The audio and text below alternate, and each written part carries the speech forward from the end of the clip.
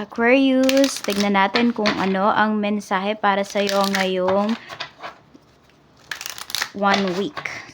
Itong week na ito. Tignan natin. We have finally home. So, may uuwi. Pwedeng hindi naman kayo to. Pwedeng family members nyo. Or relatives po ninyo. Could be a friend din. Pwede. Ayan. So, may papauwi po dito. Pwedeng may magfo-for good. Or pwedeng ito, may pets kayo. May pet kayo. So, pwedeng tuwing uuwi kayo. Ayan, lagi siyang nakaabang sa inyo. Ayan po. Meron dito parang laging gabi na kayo nakakauwi, oh. Parang super pagod. Check natin. Ano pa yung mensahe or energy? Energy mo. Energy mo, Aquarius. Pwede nyo pong panoorin yung inyong Sun, Moon, Rising, and Venus. So, sacrifice talaga. Ayan po. Pwedeng iba sa inyo, wala naman kayong pet na alaga. Kasi di naman lahat ay mahilig sa pet, no? Pero yung iba po sa inyo, pwedeng sacrifice talaga para sa pamilya po ninyo. I don't know kung kayo yung breadwinner sa family, pero ayan, ang dami nyo pong sinasacrifice. Yung iba sa inyo, madilim-dilim pa, umaalis na kayo, tapos uuwi kayo ng madilim na din. Pero, ano naman, yung kada uwi mo naman, ngayong week na to ay safe ka naman po. So, no need to worry talaga. Yan. Pero syempre, mag-iingat pa rin kayo dahil iba na talaga ang panahon ngayon. So, tignan natin pagdating naman sa iyong career. Sa iyong career. Spirit guide, kamusta po ang career ni Aquarius? Kamusta ang career ni Aquarius? We have star power. Step into the light, become an influencer of the company, and earn fame, popularity. Okay, so yung iba po sa inyo, ayan, magiging popular po kayo dito pagdating sa inyong sikat na sikat kayo dito pagdating sa trabaho ninyo. For some of you naman, Aquarius, if yung iba sa inyo ay na-inspire kayo na mag-vlog, meron pong spot para sa inyo dito. Wisdom. Use your best judgment. Insight into the nature of physical objects gives you foresight. Pwedeng napapaginipan mo na to, or ito talaga isa sa mga goals mo, yung sumikat. Kaya pakita mo na yung skills mo pagdating sa trabaho, or kung yung iba nga po sa inyo gusto nyo maging influencer. So, ayan, i-pursue nyo na po yan. Kasi perfect ano to sa inyo, perfect week ito para umpisahan nyo yan.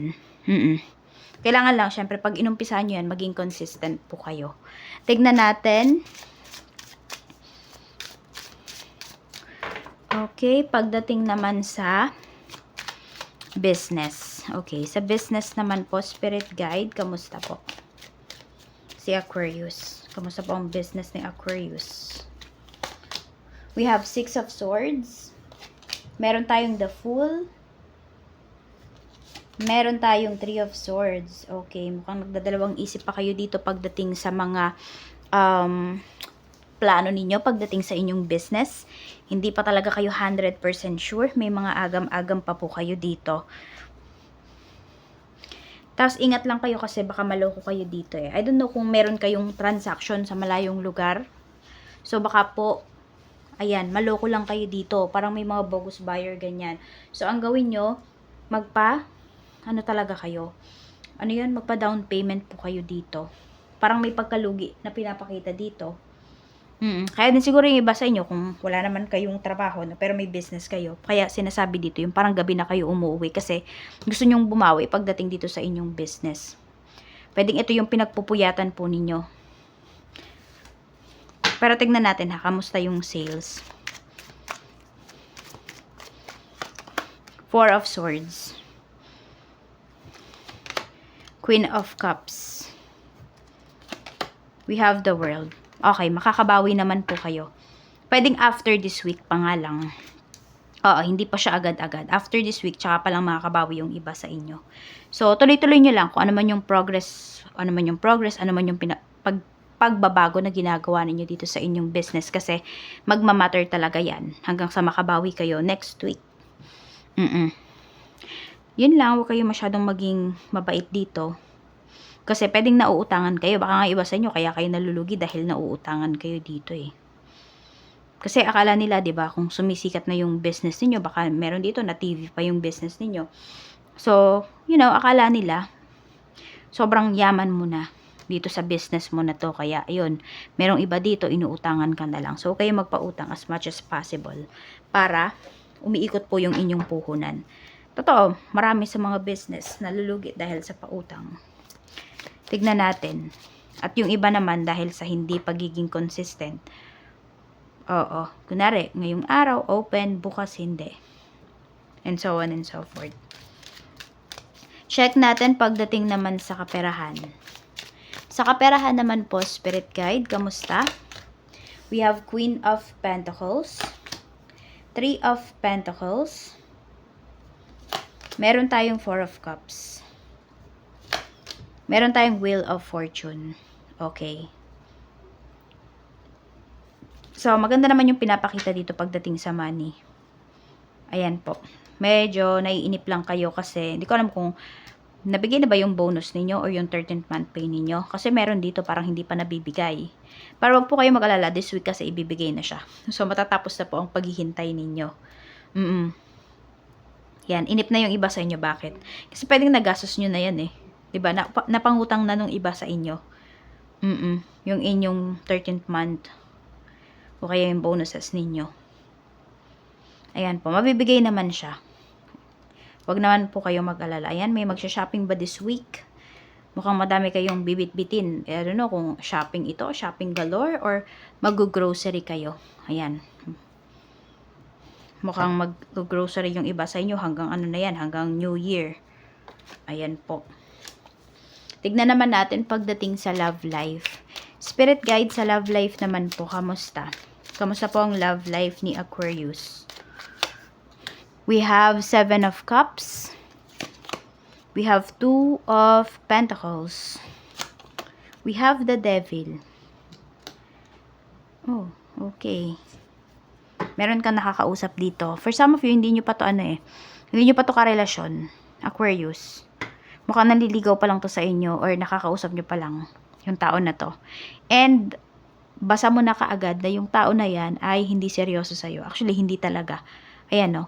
Ang nararamdaman lang kasi sa'yo ng taong to lust or attraction lang. Pero more on lust yung nararamdaman niya sa'yo dito. Instead of, you know, dahil attracted siya or gusto ka niya talaga or mahal ka niya, hindi. Kaya din nagdadalawang isip ka. Oh. Mukhang magmi-meet kayo this week. Tapos, pwedeng magdadalawang isip ka or nagdadalawang isip ka nga. Pwedeng may plano na kayo eh. Ayun, nasa sa inyo na lang yan kung pupunta ba kayo or hindi. Kuha pa tayo ng iba pang energy. Oo. Ayan nga. Mukhang nahuli mo yung taong to. Baka iba yung natawag niya sa'yo. Oo. Or sa chat, kung magka-chat kayo ng tao na to, iba yung nasabi niyang pangalan mo. Oh, may mapaglaro talaga yung tao na to. Doesn't matter kung ano yung kanyang gender, okay? 10 of Wands, mukhang may stress ka lang dito. Yes, iba yung balak niyan talaga sa'yo. Hindi po yan seryoso. Ayan, binabalaan na kayo ng mga gabay ninyo, ng mga barahan ninyo. Nasa sa inyo na lang yan kung susundin nyo or hindi.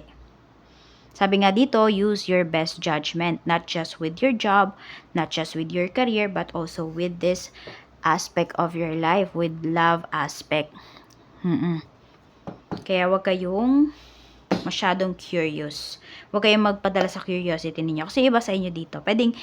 Pwedeng nagdadalawang isip na nga kayo. Pero mas curious kasi kayo. Kaya pwedeng umattend pa rin kayo. Or sumipot pa rin kayo dun sa tao na yun. Or ituloy nyo pa rin yung pagkikita nyo. And then, pwedeng sa'yo may mawala. Oo. So, ayan. Meron din dito. Pwedeng nagyaya sa inyong manood ng sine. Ngayong week. So, ayan lang po ang mensahe. Number 11, yung lucky number mo. So, pwedeng significant number yun sa'yo. And for some of you po, pwedeng madalas mong makikita is 111. Yan lamang po. Maraming salamat, Aquarius, and more blessings to come.